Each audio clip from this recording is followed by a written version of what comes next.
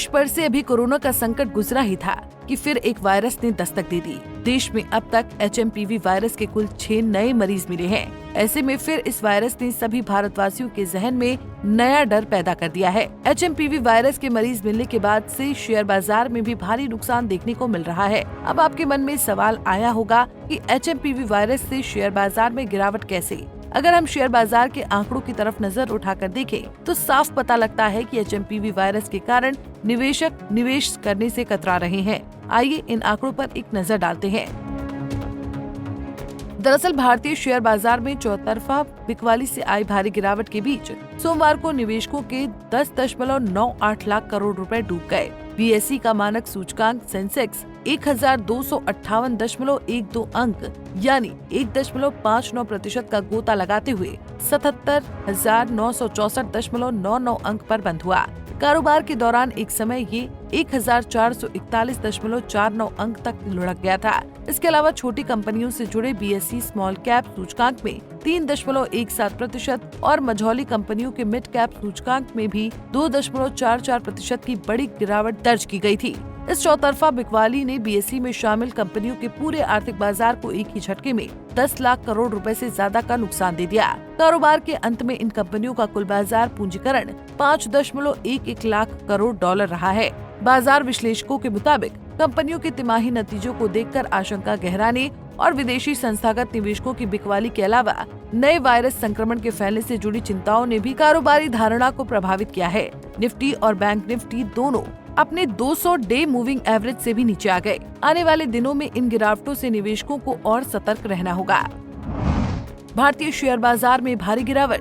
अगर national stock exchange पर सबसे बड़े गिरावट वाले शेयरों की बात करें तो टाटा ग्रुप, टाटा स्टील में बड़ी गिरावट देखने को मिली है। इन शेयरों में 4.21% की गिरावट देखने को मिली है।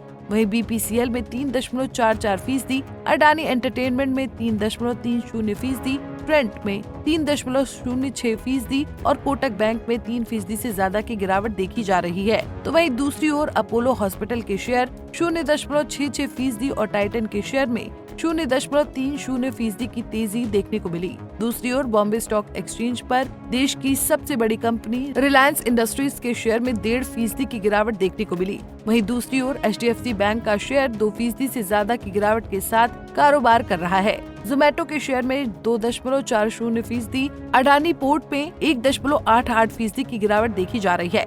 यानी कि साफ है कि HMPV का खौफ देश के नागरिकों को तो है ही, साथ ही निवेशकों के साथ भी ये नया सरदर्द बन गया है।